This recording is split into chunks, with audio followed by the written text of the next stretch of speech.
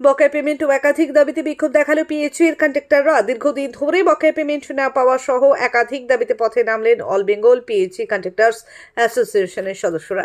সংগঠনের পক্ষ থেকে সম্পূর্ণ অবস্থান বিক্ষোভ কর্মসূচি পালন করা হয়। এদিন সাদা টুপি পরে সংগঠনের সদস্যরা শান্তিপূর্ণ অবস্থান বিক্ষোভে শামিল হন। তাদের অভিযোগ, দীর্ঘদিন ধরে কাজ সম্পন্ন করার পরেও প্রাপ্য অর্থ মেলেনি, ফলে আর্থিক সংকটে পড়েছেন বহু ঠিকাদার। আন্দোলনকারীরা জানান, দ্রুত সমস্যার সমাধান না হলে আগামী দিনে আরো বৃহত্তর আন্দোলনের পথে হাঁটতে বাধ্য হবেন তারা। আজকে অবস্থান বিক্ষোভ হচ্ছে আমাদের, এটা Cooch Behar contractor association, PHE contractor অ্যাসোসিয়েশনের দীর্ঘদিন বকেয়ার দাবিতে। বকেয়াটা 1-2 দিনের নয়, যদি মানে এটা ক্যাটাগরি ওয়াইজ আছে। ফার্স্টে হচ্ছে, আপনি সবাই জানেন, জল জীবন মিশন জেজেএম, এটা একটা জয়েন্ট ভেঞ্চারের দুটো গভর্নমেন্টের একটা কাজ। প্রত্যেকটা জায়গায় জল পৌঁছে দেওয়ার দায়িত্ব যেটা আমাদের দেওয়া হয়েছিল থ্রু গভর্নমেন্ট। সেই টাকার পেমেন্ট প্রায় 16 থেকে 18 মাস ধরে আটকে আছে। যেই অ্যামাউন্টটা হচ্ছে প্রায় 200 কোটি। এবং তাছাড়া 2021 সালের বিধানসভা ইলেকশনের সেটা প্রায় 8 কোটি টাকা। 2024 সালের লোকসভা ইলেকশনের অ্যাপ্রক্সিমেট 10-11 কোটি টাকা। তারপর আপনারা সবাই জানেন, তারপর সেটা বাই ইলেকশন হয়েছিল, এবং বাই ইলেকশনের যে লোকসভা বাই ইলেকশন, মানে আমাদের লোকসভা ক্যান্ডিডেট পরবর্তীতে হয়েছিল, ওই বাই ইলেকশন বিধানসভা ইলেকশনের প্রায় 1.5 কোটি টাকা, এবং পঞ্চায়েতে ওই অ্যাপ্রক্সিমেট 1.5-2 কোটি টাকা। এবং এছাড়া আমাদের যে পাইপলাইন বা যেগুলো আমাদের স্কিমগুলো হয়, যে পানীয় জল প্রকল্প, তাদের একটা রক্ষণাবেক্ষণের বা যেটাকে মেনটেন্যান্স বলা হয়, মেনটেন্যান্স ক্যাটাগরি ওয়ার্ক, সেটাতেও আমাদের কাজ করতে হয়। সেই কাজেরও আমাদের প্রায় 8 থেকে 10 কোটি টাকা আউটস্ট্যান্ডিং হয়েছে। এই টাকাটা তো অল্প নয়, সব যোগ করলে অ্যাপ্রক্সিমেট 250 থেকে 300 কোটি টাকা। এবং আমাদের এখানে 150 জন লোক তাদের ফ্যামিলি নিয়ে এই কাজগুলো করে থাকে। এবং এটা প্রত্যক্ষভাবে 150 জন লোকের ফ্যামিলি, পরোক্ষভাবে আরও ধরুন 7-8 জন, তাদের সঙ্গে কন্ট্রাক্টরদের সাথে লেবার আছে, তাদের সুপারভাইজার আছে, তাদের স্টাফ আছে।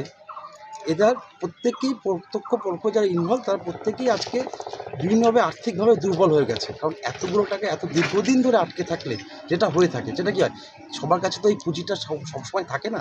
কিছু সময় পুঁজিটাকে ব্যাংকের থেকে নিতে হয়েছে, কোনো সময় যেটা আরও ক্ষতিকারক, সবার পক্ষে ব্যাংক করতে না পারলে তাকে মাইক্রো ফিন্যান্স যেতে হয়েছে, তাকে আনসিকিউরড লোনে যেতে হয়েছে। এই লোনের যে বোঝা ঘাড়ে চেপে পড়েছে, এই ক্ষেত্রে আমাদের দৈনন্দিন যে সামাজিক জীবনযাত্রা, সেটা যেমন এক প্রকার ব্যাহত হচ্ছে, সঙ্গে যে আমাদের ফার্দার যে কাজগুলো পেন্ডিং রয়ে গেছে, কাজ তো পুরো শেষ হয়নি, কিছু কাজ রয়ে গেছে, সেই কাজগুলোকে আমরা এক্সিকিউট করতে পারছি না। এই যে আমাদের দীর্ঘদিনের যে পেমেন্টের বকেয়া, এটা নিয়ে আমরা যাতে আপনাদেরকে টাকা, এই কারণ যে আমাদের স্টে খুব পিসফুল স্টে, আমাদের আন্দোলন নয়, আমরা কোনো পলিটিক্যালি বায়াসড কোনো অর্গানাইজেশন নই।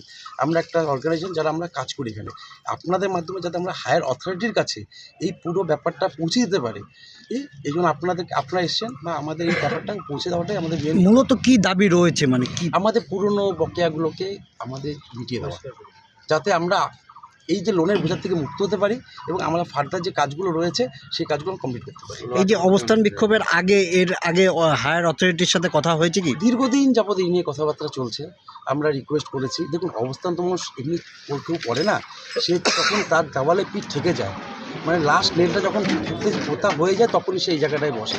কারণ এরপরে আমাদের কোনো জায়গা থাকে। দীর্ঘদিন ধরে আমরা এই district office, zonal office, head অফিসে আমরা জানিয়েছি, তার কোনো সুরাহা পাইনি বলে আজকে পথে বসতে বাধ্য হয়েছে। কতদিন ধরে চালাবেন এই অবস্থান বিক্ষোভ?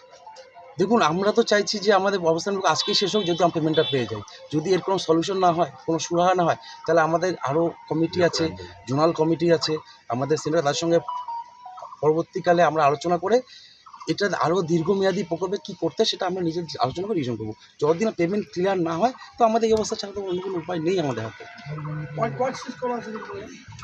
এবং সবচাইতে বড় কথা জানেন কি, আমাদের এই যে মেনটেন্যান্স কথাটা বললাম না, আমরা চাইলে অনেক কিছু বন্ধ করতে পারি না। কারণ এই একটা জল, বিদ্যুৎ, স্বাস্থ্য, এগুলো পৌঁছে দেওয়ার হচ্ছে গভর্নমেন্টের একটা মৌলিক দায়িত্বগুলো আমাদের মাধ্যমেই ডিস্ট্রিবিউট করা হয়। তো আজকে আমরা জল বন্ধ করে দিতে পারি। জল বন্ধ করে দিলে হয়তো গ্রামে গঞ্জে জল বন্ধ এগুলো খুঁজে বন্ধ করে, কিন্তু হাসপাতালে আমরা কী করবো? পেশেন্টগুলো কী হবে? পরিষ্কার পরিচ্ছন্ন থেকে হবে, জলটা যে পিএইচির মাধ্যমেই যায়, স্টাফগুলো আছে। এবং এই যে স্টাফগুলো আছে, যেগুলো রিক্রুটমেন্ট করা হয় গভর্নমেন্টের ভায়া কন্ট্রাক্টর, কারণ সব ক্ষেত্রে গভর্নমেন্ট নিজের এমপ্লয় নিতে পারে না।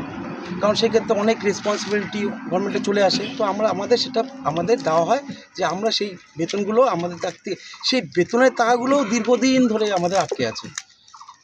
এবং জল বন্ধ করতে চাইলে জল বন্ধ করতে পারি না, বলে দিলাম তো আজকে বন্ধ করে দেবো, কাল হসপিটাল কী হবে। কিন্তু এমন একটা জায়গায় পৌঁছাতে আমরা পৌঁছেছি যে আমরা না চাইতেও মানসিকতাকে আমরা দূরে রেখে আমরা জল বন্ধ করতে বাধ্য হবো।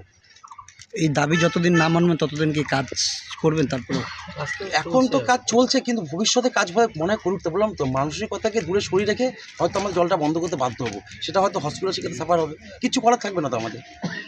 কত লোনের বোঝা নিতে পারি, কত ইন্টারেস্ট গুনতে পারি। এরকম কতজন আছেন আপনাদের? 150 জন। 150। আপনার নাম? আমার নাম সুদীপ সাহা।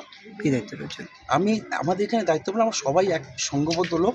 এই মুহূর্তে ওদের মানে কনভেনার মুখপাত্র হিসাবে কথা বলছি। কোনো সেইভাবে রেজিগনেশনের ব্যাপার নেই, সবাই আমরা এক ছাতার তলে আমরা রয়েছি। ফ্যাশন জগতের অন্যতম নাম লক্ষ্মীনারায়ণ মেগামার্ট।